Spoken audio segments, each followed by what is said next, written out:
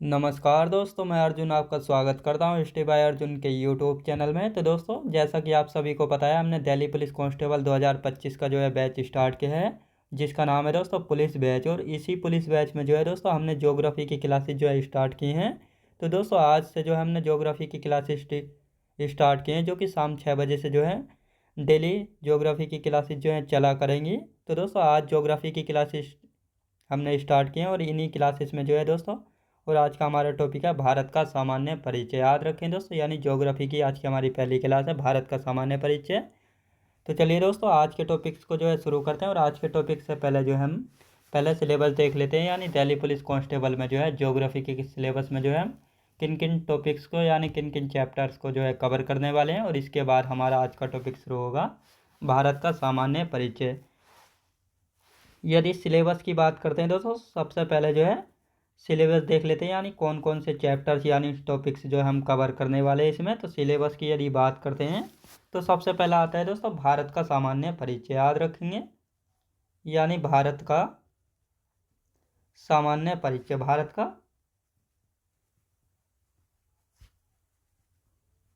ये आ जाता है दोस्तों भारत का सामान्य परिचय। अब भारत के सामान्य परिचय में जो है दोस्तों हम कौन कौन से टॉपिक्स जो है कवर करने वाले हैं। तो इसमें जो है दोस्तों आकार एवं भौगोलिक अवस्थिति के बारे में जानेंगे। याद रखें दोस्तों, आकार एवं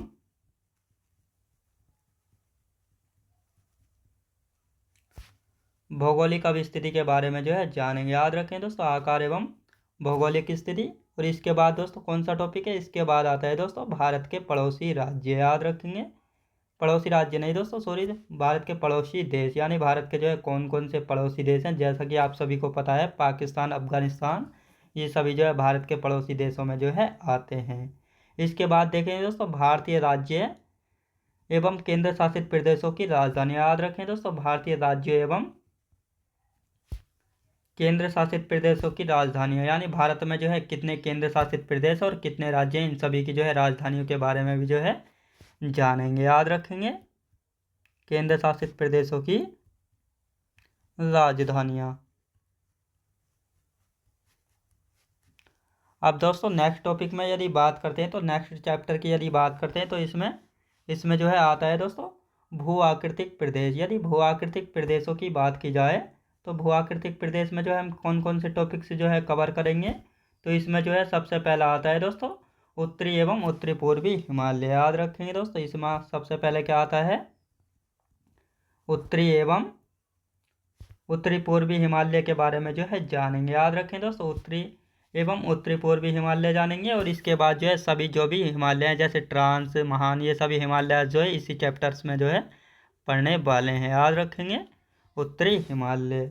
अब आता है दोस्तों ट्रांस हिमालय। जैसा सब आप सभी को पता है, ट्रांस हिमालय को जो है किस नाम से और जाना जाता है, पार हिमालय के नाम से भी जो है जाना जाता है। याद रखें दोस्तों, ट्रांस हिमालय को जो है पार हिमालय के नाम से भी जो है जाना जाता है। इसके बाद दोस्तों बिरध हिमालय, जिसको हम महान हिमालय के नाम से भी जो है महान हिमालय के नाम से भी जो है जानते हैं, महान हिमालय या ग्रेट हिमालय भी जो है इसको कहा जाता है। इसके बाद क्या आता है दोस्तों, इसके बाद आता है लघु हिमालय, जिसको मध्य हिमालय कहा जाता है। याद रखें दोस्तों, क्या कहा जाता है, मध्य हिमालय जो है कहा जाता है। याद रखेंगे। और इसके बाद क्या आता है दोस्तों, इसके बाद सबसे छोटा बृहद हिमालय का सबसे छोटा क्या आता है दोस्तों, शिवालिक हिमालय। याद रखें दोस्तों, शिवालिक या बाह्य हिमालय जो है आता है। याद रखें क्या आता है दोस्तों, शिवालिक या बाह्य हिमालय जो है इसको कहा जाता है। इसके बाद क्या आता है दोस्तों, इसके बाद जो है पूर्वांचल की पहाड़ियों के बारे में पढ़ेंगे। उनसे भारत के जो है पूर्वांचल के देश हैं, उन सभी की जो है पूर्वांचल की पहाड़ियाँ जो है पढ़ेंगे, इसी चैप्टर्स में जो है कवर करेंगे। पूर्वांचल, याद रखेंगे दोस्तों, पूर्वांचल की पहाड़ियाँ भी यहीं पढ़ेंगे। कहाँ पर, पूर्वांचल की पहाड़ियाँ भी जो हैं यहीं पर पढ़ेंगे। और इसके बाद जो है हिमालय के प्रमुख दर्रे। याद रखें दोस्तों, हिमालय के प्रमुख दर्रे। याद रखेंगे, हिमालय के प्रमुख दर्रे, हिमालय के दोस्तों प्रमुख दर्रे आ जाते हैं। इसके बाद क्या आता है, इसके बाद आता है प्रायद्वीपीय भारत। याद रखेंगे दोस्तों, प्रायद्वीपीय पठार, प्रायद्वीपीय पठार। अब क्या आता है दोस्तों, प्रायद्वीपीय पठार के बाद यदि बात करते हैं तो पश्चिमी घाट पर्वत एवं पूर्वी घाट पर्वत, याद रखें, पश्चिमी घाट एवं पूर्वी घाट पर्वत, याद रखें दोस्तों, पश्चिमी घाट पर्वत एवं पूर्वी घाट पर्वत। जैसा कि आप सभी को जो है पता है, पश्चिमी घाट और पूर्वी घाट कहाँ पड़ते हैं, तो ये प्रायद्वीपीय भारत में जो है पड़ते हैं, याद रखें दोस्तों। अब आते हैं भारत के द्वीप समूह, याद रखें दोस्तों, भारत के प्रमुख द्वीप समूह, याद रखें दोस्तों, भारत के प्रमुख द्वीप समूह। जैसा आप सभी को पता है दोस्तों, अंडमान निकोबार द्वीप समूह और लक्षद्वीप जो समूह जो है भारत के प्रमुख द्वीप समूह में से जो है आते हैं। अंडमान एवं निकोबार द्वीप समूह, याद रखें दोस्तों, अंडमान एवं निकोबार द्वीप समूह। अब आता है दोस्तों लक्षद्वीप समूह, क्या आता है दोस्तों, लक्षद्वीप समूह। और बाकी अन्य द्वीप, याद रखें दोस्तों, बाकी अन्य द्वीप में जो है जो भी छोटे छोटे आइलैंड्स वगैरह होते हैं उन सभी के बारे में जो है अन्य द्वीप में जो है पढ़ने वाले हैं, याद रखें दोस्तों, अन्य द्वीप। अब आता है दोस्तों नंबर 3 पर आता है अफवाह तंत्र, याद रखें दोस्तों, अफवाह तंत्र, जिसको ड्रेनेज सिस्टम भी जो है कहा जाता है, याद रखें दोस्तों, अफवाह तंत्र। अब अफवाह तंत्र में जो है क्या क्या जो है हम पढ़ने वाले हैं, इसमें जो है सबसे पहले बात करते हैं तो सबसे पहले पढ़ेंगे दोस्तों हिमालय का अफवाह तंत्र, याद रखें दोस्तों, हिमालय का अफवाह तंत्र, हिमालय का अफवाह तंत्र आता है। इसके बाद क्या आता है दोस्तों, इसके बाद जो है सिंधु नदी तंत्र, याद रखें दोस्तों, सिंधु नदी के बारे में जो है यही पढ़ेंगे ठीक से, सिंधु नदी तंत्र। यदि सिंधु नदी की तंत्र के बाद आता है दोस्तों गंगा नदी तंत्र, गंगा नदी तंत्र। फिर आता है दोस्तों ब्रह्मपुत्र नदी तंत्र, याद रखें दोस्तों, ब्रह्मपुत्र नदी तंत्र, याद रखें दोस्तों, ब्रह्मपुत्र नदी तंत्र।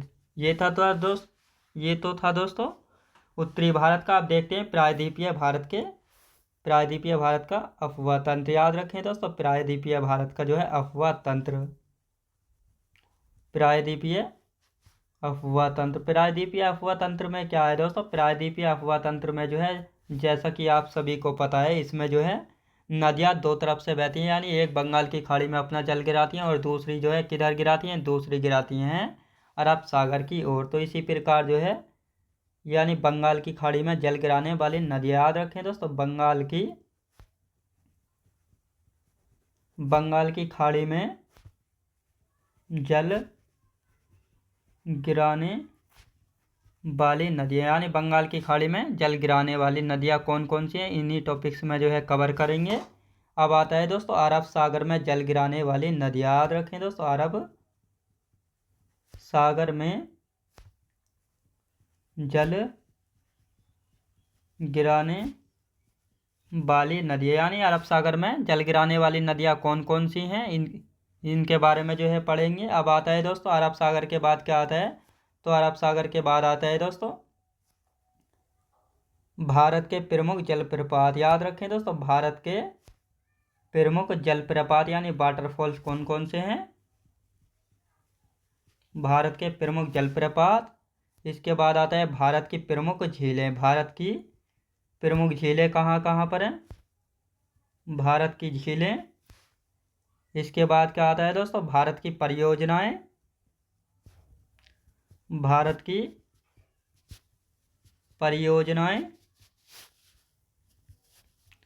इसके बाद आता है दोस्तों भारत की घाटियां, जिनको वैलीज जो है कहा जाता है, भारत की घाटियां।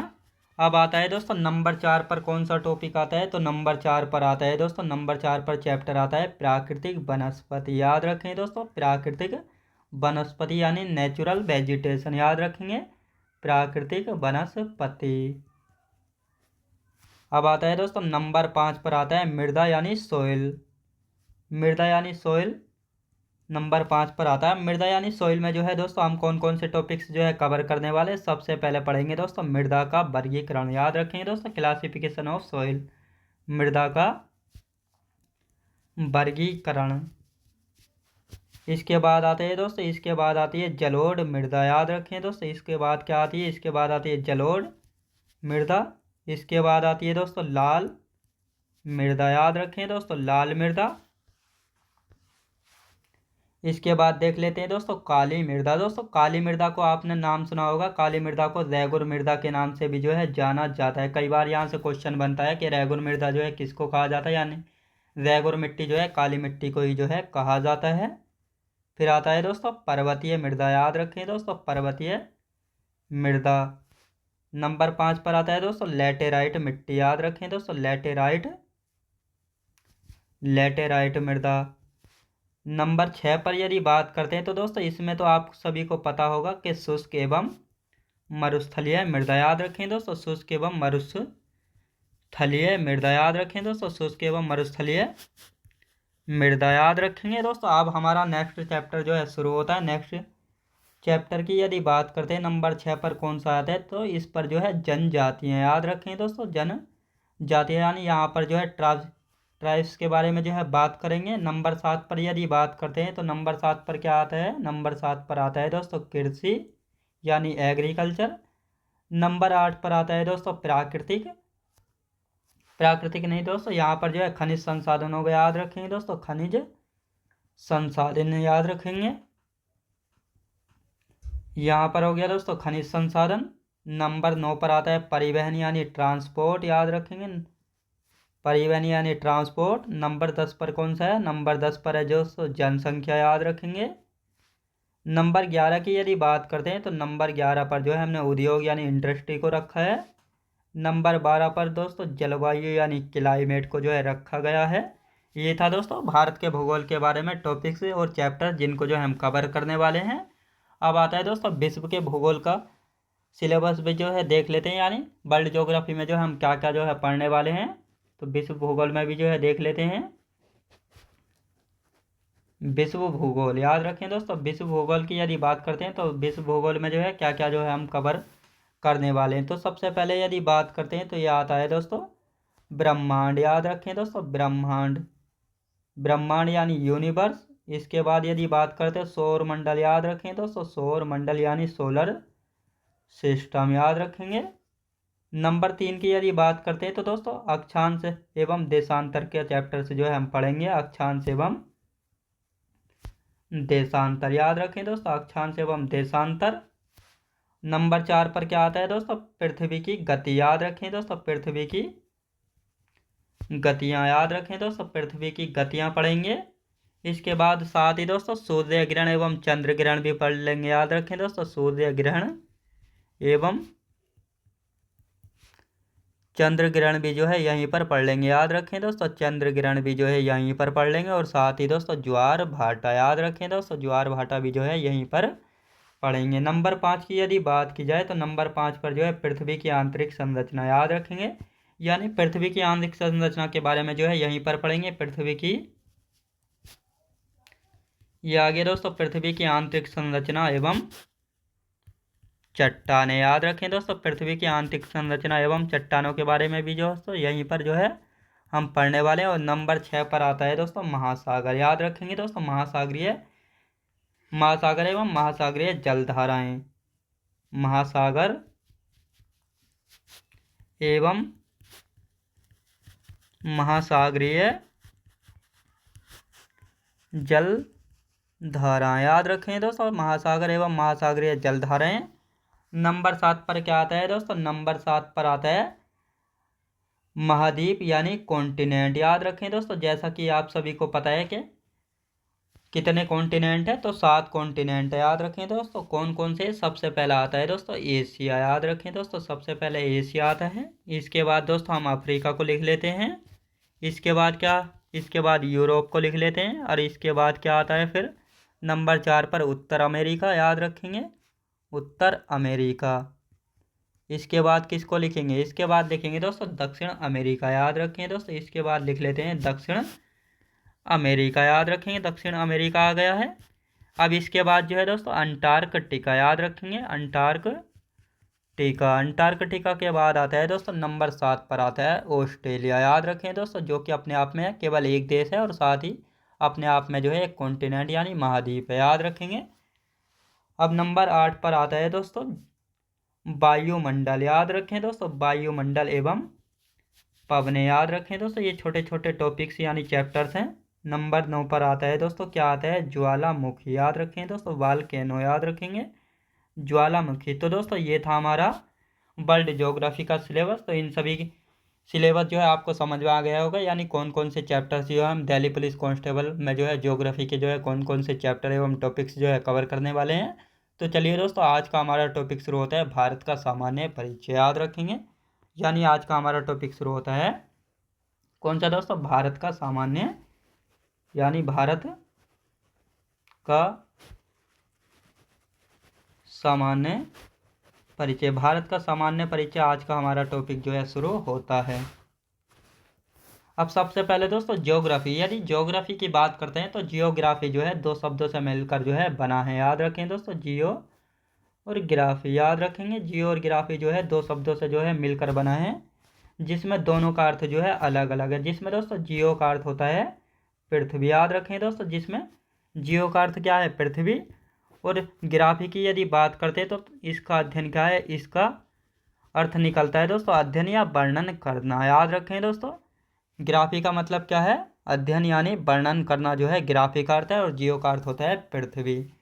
तो इस प्रकार दोस्तों यहाँ पर जो है ज्योग्राफी की एक परिभाषा बनती है, याद रखें दोस्तों, यानी पृथ्वी का अध्ययन करना ही जो है क्या कहलाता है, ज्योग्राफी यानी भूगोल जो है कहलाता है, याद रखें दोस्तों। छोटी सी परिभाषा सीधे शब्दों में, यानी पृथ्वी का अध्ययन यानी वर्णन करना ही क्या कहलाता है, ज्योग्राफी जो है कहलाता है। पृथ्वी का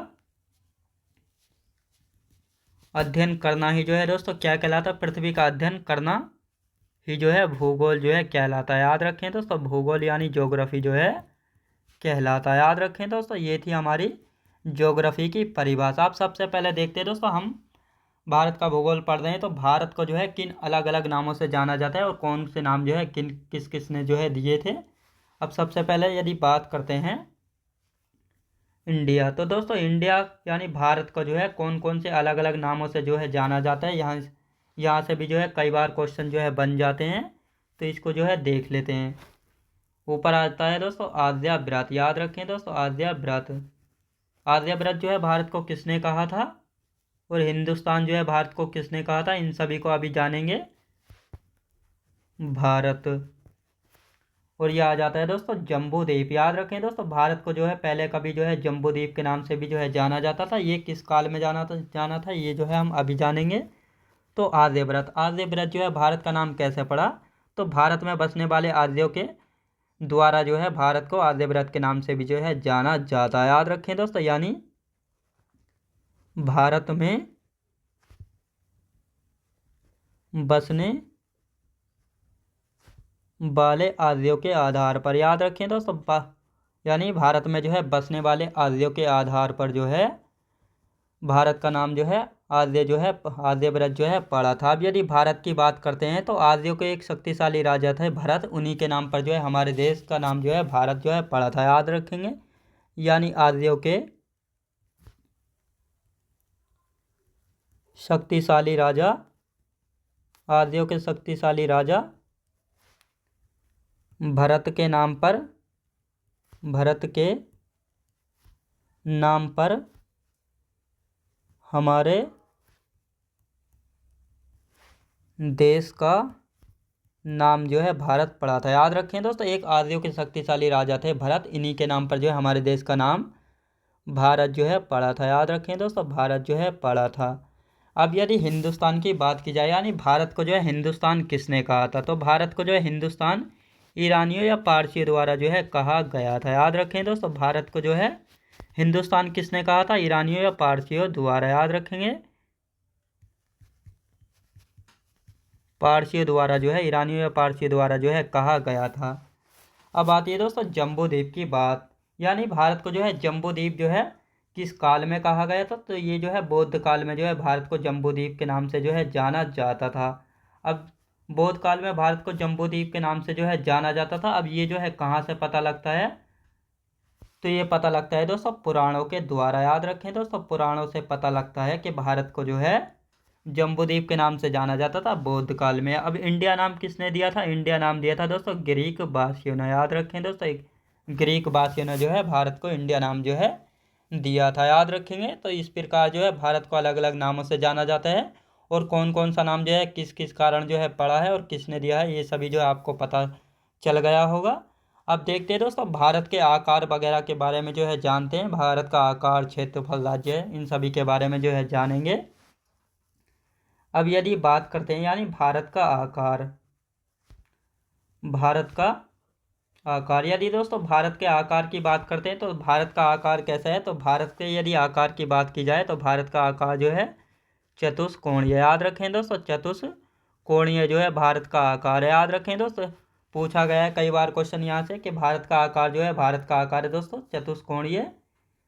भारत का क्षेत्रफल, यदि भारत के क्षेत्रफल की बात की जाए तो भारत का क्षेत्रफल की बात की जाए तो भारत का क्षेत्रफल कितना है, यदि भारत के क्षेत्रफल की बात की जाए तो भारत का क्षेत्रफल है दोस्तों 32,87,263 वर्ग किलोमीटर में जो है भारत का क्षेत्रफल जो है फैला हुआ है। याद रखें दोस्तों, यानी 32,87,263 वर्ग किलोमीटर जो है भारत का क्षेत्रफल है। याद रखें दोस्तों, 32,87,000 जो है भारत का जो है वर्ग किलोमीटर जो है क्षेत्रफल है।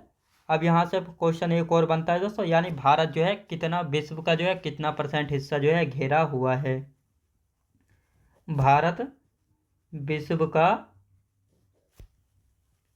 कितना प्रतिशत हिस्सा जो है घेरे हुए, याद रखें दोस्तों, कितना प्रतिशत हिस्सा जो है घेरे हुए, तो कितने प्रतिशत हिस्सा घेरा हुआ है, तो आप सभी को पता होगा कि भारत जो है, यानी जो भारत का क्षेत्रफल है 32,87,263 वर्ग किलोमीटर जो है, ये विश्व का कितने % हिस्सा होता है, तो विश्व का जो है 2.4% हिस्सा जो है होता है, जो कि भारत ने जो है घेर रखा है। कितने एरिया में घेर रखा है, 32,87,263 वर्ग किलोमीटर जो क्षेत्रफल है, ये जो है 2.4% हिस्सा होता है विश्व का, याद रखेंगे।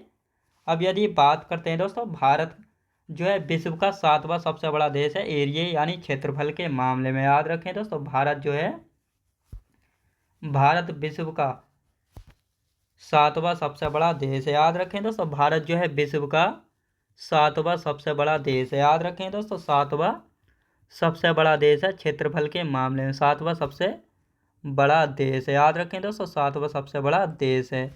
अब यदि बात करते हैं भारत के राज्य, याद रखें दोस्तों, भारत में जो है राज्यों की संख्या, भारत में राज्य कितने हैं, तो भारत में जो है राज्य कितने, ये तो आप सभी को पता ही होगा कि 28 राज्य हैं भारत में, और 8 जो है यूनियन टेरिटरी यानी केंद्र शासित प्रदेश हैं। याद रखें दोस्तों, भारत में यदि राज्यों की बात की जाए तो भारत में कितने राज्य हैं, भारत में 28 राज्य हैं, और भारत में केंद्र शासित प्रदेशों की, भारत में केंद्र शासित प्रदेशों की यदि बात की जाए तो कितने केंद्र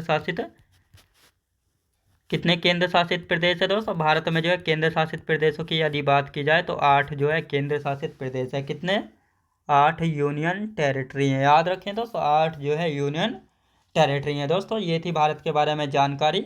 अब यदि बात करते हैं कि भारत जो है भूमध्य रेखा के किस दिशा में स्थित है, उत्तर में या दक्षिण में, यहाँ से जो है एक क्वेश्चन बनता है, और किस प्रकार जो है यहाँ से क्वेश्चन बनता है, इन सभी के बारे में जो है जानेंगे। यानी भारत भूमध्य रेखा के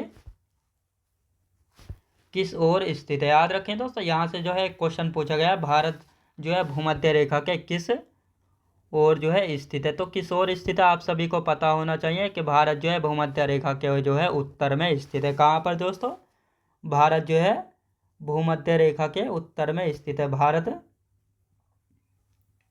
भूमध्य रेखा के उत्तर में जो है स्थित है। कहाँ पर दोस्तों, उत्तर में जो है स्थित है। अब ये उत्तर में ही क्यों स्थित है, इस सभी के बारे में जो है जानेंगे। अब सबसे पहले दोस्तों हम एक मैप जो है बना लेते हैं, यानी एक पृथ्वी का मैप जो है बना लेते हैं, इसके बाद जो है आप सभी को ठीक से जो है समझ में आ जाएगा। ये जो है दोस्तों एक हमने जो है इसकी आकृति जो है थोड़ा सही कर लेते हैं। ये हमने जो है एक पृथ्वी बना ली, और इसके बीचों बीच से जो है ये भूमध्य रेखा जाती है। यानी दोस्तों एक जो हमारी पृथ्वी है, इसको बीचों बीच से काटने का काम कौन सी रेखा करती है, तो भूमध्य रेखा जो है करती है। याद रखेंगे तो ये वाली रेखा जो है भूमध्य रेखा जो है हमने खींच दी है, भूमध्य रेखा। याद रखेंगे दोस्तों, भूमध्य रेखा जिसके अलग अलग नाम है, इसको विषुवत रेखा, भूमध्य रेखा को दोस्तों विषुवत रेखा के नाम से भी जो है जाना जाता है, इक्वेटर के नाम से भी जाना जाता है, याद रखेंगे, इक्वेटर, और 0 डिग्री रेखा के नाम से भी जो है जाना जाता है। तो ये दोस्तों अलग अलग नाम है, लेकिन एक ही रेखा के जो है अलग अलग नाम है। और इसके ऊपर दोस्तों एक रेखा और खींची हुई है भूमध्य रेखा के, और ये वाली यदि बात की जाए तो ये है दोस्तों मकर रेखा, याद रखेंगे कौन सी है दोस्तों, मकर रेखा। और ये वाली रेखा की बात की जाए तो ये वाली कौन सी है, ये है दोस्तों कर्क रेखा, याद रखेंगे दोस्तों कर्क रेखा। यानी ये वाली हो जाती है, कौन सी रेखा है, ये हो जाती है दोस्तों भूमध्य रेखा, याद रखेंगे दोस्तों, ये हो जाती है भूमध्य रेखा। जब पृथ्वी के बीचों बीच से भूमध्य रेखा को खींचा जाता है तो ये ऊपर वाला हिस्सा हो जाता है नॉर्थ, और ये नीचे वाला हिस्सा हो जाता है साउथ यानी दक्षिण। अब भारत की स्थिति जान लेते हैं कि भारत की स्थिति जो है कहाँ पर है। तो भारत की स्थिति जो है दोस्तों यहाँ पर जो है भारत की स्थिति, याद रखेंगे। यानी ये कर्क रेखा जो है भारत के बीचों बीच से होकर जो है गुजरती है। यानी ये हो गई भूमध्य रेखा। भारत किस दिशा में है, तो भारत जो है भूमध्य रेखा के उत्तर में जो है स्थित है। तो इसी प्रकार जो है यहाँ पर आंसर हो जाता है कि भारत जो है भूमध्य रेखा के उत्तर में जो है स्थित है। अब यहीं से दोस्तों एक क्वेश्चन और बनेगा कि भारत जो है किस गोलार्ध में स्थित है, इसके बारे में भी जो है दोस्तों जान लेते हैं। भारत किस गोलार्ध में स्थित है, याद रखें दोस्तों, भारत जो है किस गोलार्ध में जो है स्थित है, भारत किस गोलार्ध में स्थित है। तो दोस्तों भारत जो है किस गोलार्ध में स्थित है, आप सभी को पता होना चाहिए कि भारत जो है किस गोलार्ध में स्थित है।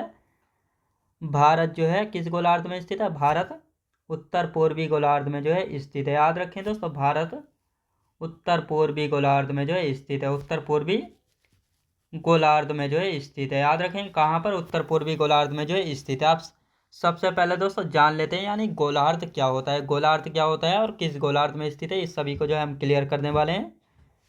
तो दोस्तों यहाँ पर जो है हम एक पृथ्वी जो है बना लेते हैं, और यहाँ पर भी जो है तो एक पृथ्वी जो है हम बना लेते हैं।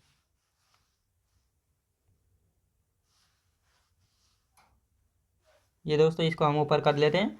अब बात आती है, इसको जो है हम दो भागों में जो इक्वेटर के द्वारा जो है आधा आधा जो है काट लेते हैं, और ये ऊपर का हिस्सा जो है हम अलग कर लेते हैं, इससे याद रखें दोस्तों। यानी ये ऊपर का हिस्सा है, इसको जो है हमने अलग कर लिया है, और ये वाला नीचे वाला हिस्सा जो है हम इसको भी जो है अलग कर लेते हैं। यानी इसके जो है दो भाग जो है हम कर लेते हैं। ये हो गया दोस्तों। ये वाले की यदि बात करते हैं तो ये वाला कौन सा है, ये हो गया उत्तरी गोलार्ध, याद रखेंगे कौन सा, उत्तरी गोलार्ध, याद रखें दोस्तों। यानी पूरे गोले के आधे कटे गोले को जो है गोलार्ध ही जो है कहा जाता है, यानी आधे गोले को जो है गोलार्ध जो है कहा जाता है। ये हो गया उत्तरी गोलार्ध। और ये वाले की यदि बात करते हैं तो ये हो जाता है दोस्तों दक्षिणी गोलार्ध, याद रखेंगे दक्षिणी।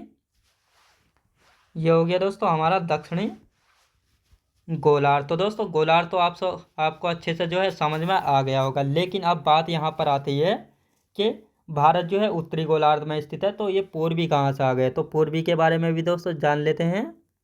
ये हो गया दोस्तों हमारा, और दोस्तों ये है हमारी भारत की स्थिति, याद रखेंगे दोस्तों, ये है हमारी भारत की स्थिति। तो ये दोस्तों ये हो गया नॉर्थ, ये हो गया वेस्ट, साउथ और ईस्ट। तो इस प्रकार से जो है दोस्तों ये बीचों बीच में पड़ता है नॉर्थ और ईस्ट के। तो इसी प्रकार जो है भारत जो है किस गोलार्ध में हो जाता है, तो भारत जो है उत्तर पूर्वी गोलार्ध में जो है स्थित पड़ता है, याद रखेंगे। तो दोस्तों मैं उम्मीद करता हूँ आपको जो है ठीक से समझ में आ गया होगा। यानी भारत जो है किस गोलार्ध में स्थित है, तो उत्तर पूर्वी गोलार्ध में जो है स्थित है। कहाँ पर, उत्तरी पूर्वी गोलार्ध में जो स्थित है, याद रखेंगे।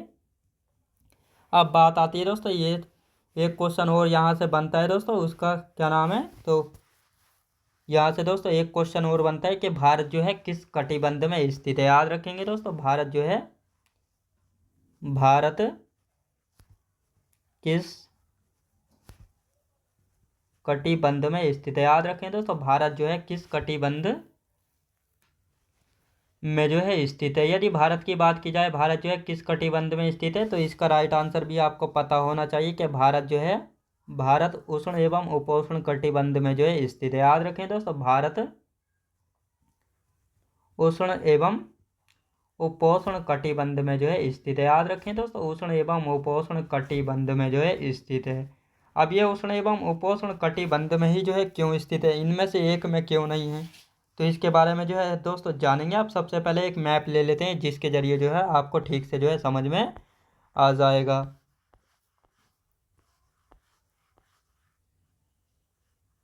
ये आ गया दोस्तों हमारा इंडिया का मैप, जो है हमने एक मैप जो है ले लिया है, याद रखेंगे। अब इसको जो है यहीं पर जो है सेट कर लेते हैं।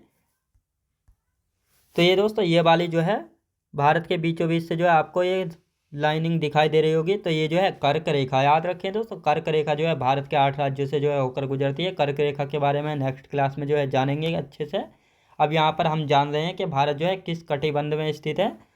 तो जो कर्क रेखा का ऊपर वाला हिस्सा है दोस्तों, ये कर्क रेखा है, तो इसके ऊपर वाला हिस्सा कौन सा हो जाता है, नॉर्थ, और नीचे वाला हिस्सा हो जाता है दोस्तों साउथ। अब यदि इसकी बात करते हैं तो कर्क रेखा के उत्तर में कौन सा कटिबंध है दोस्तों, ये पड़ता है दोस्तों उपोष्ण कटिबंध, याद रखेंगे। ये पड़ता है दोस्तों उपोष्ण कटिबंध, याद रखेंगे दोस्तों, ये है उपोष्ण कटिबंध, याद रखेंगे। और यदि कर्क रेखा से साउथ वाले की बात की जाए तो ये पड़ता है दोस्तों उष्ण कटिबंध में, याद रखेंगे। उष्ण कटिबंध में जो है ये पड़ता है, याद रखेंगे। तो इस प्रकार जो है भारत जो है किस कटिबंध में स्थित है, भारत जो है उष्ण एवं उपोष्ण कटिबंध में जो है स्थित है, याद रखेंगे। तो ये भी आपको जो है अच्छे से समझ में आ गया होगा कि किस कारण जो है भारत उष्ण एवं उपोष्ण कटिबंध में जो है स्थित है। अब दोस्तों यहाँ पर जानने वाले हैं कि भारत जो है विश्व का जैसे 7वां बड़ा देश है, तो इसी प्रकार जो है विश्व के 10 बड़े देशों के बारे में जानेंगे क्षेत्रफल के अनुसार।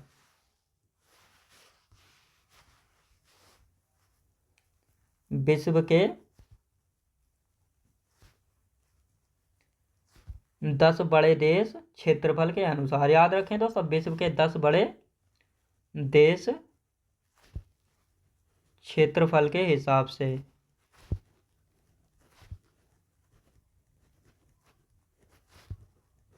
ये जो है हम जानने वाले हैं कि यानी विश्व के जो है 10 बड़े देशों के बारे में जानेंगे क्षेत्रफल के अनुसार। कौन कौन से देश हैं, तो सबसे पहला आता है दोस्तों, सबसे पहला आता है दोस्तों रूस, याद रखें दोस्तों। रूस की यदि बात की जाए, रूस जो है क्षेत्रफल के मामले में जो है विश्व का जो है सबसे बड़ा देश है। दूसरे नंबर पर आता है दोस्तों कनाडा, याद रखेंगे। यदि तीसरे नंबर की बात की जाए तो अमेरिका, याद रखें दोस्तों, तीसरे नंबर की यदि बात की जाए तो अमेरिका है। अब इनका मैं क्षेत्रफल भी लिखवा देता हूँ, क्योंकि चाइना और अमेरिका में जो है बच्चों को बहुत ज़्यादा कन्फ्यूजन जो है रहता है। तो यदि क्षेत्रफल की बात की जाए तो 98,26,675 वर्ग किलोमीटर, याद रखें दोस्तों। 75 वर्ग किलोमीटर जो है ये चाइना का क्षेत्रफल, सॉरी दोस्तों अमेरिका का क्षेत्रफल है। चौथे नंबर पर आता है दोस्तों चाइना, यानी चीन जो है चौथे नंबर पर आता है क्षेत्रफल के मामले में। यदि इसके क्षेत्रफल की बात की जाए तो 95,96,961 वर्ग किलोमीटर जो है ये चाइना का क्षेत्रफल है। अब आपको अच्छे से पता चल गया होगा कि तीसरे नंबर पर कौन सा आता है और चौथे नंबर पर जो है कौन सा आता है। पाँचवें नंबर पर हो जाता है आपका ब्राज़ील, याद रखेंगे दोस्तों, पाँचवें नंबर पर ब्राज़ील। यदि छठे नंबर की बात की जाए तो छठे नंबर पर आता है दोस्तों ऑस्ट्रेलिया, याद रखेंगे। छठे नंबर पर जो है ऑस्ट्रेलिया है क्षेत्रफल के मामले में। यदि सातवें की बात की जाए तो सातवें पर अपना भारत जो है सातवें नंबर पर आता है। आठवें की यदि बात की जाए, आठवें पर आता है दोस्तों अर्जेंटीना, याद रखेंगे। यानी ये कई बार पूछा गया कि भारत के बाद जो है क्षेत्रफल के मामले में आठवां बड़ा देश जो है कौन सा है, तो ये हो जाता है दोस्तों अर्जेंटीना। यदि नौवें की बात की जाए तो 9वें नंबर पर कौन सा आता है, कजाकिस्तान आता है 9वें नंबर पर, याद रखेंगे। कजाकिस्तान, याद रखेंगे, कजाकिस्तान।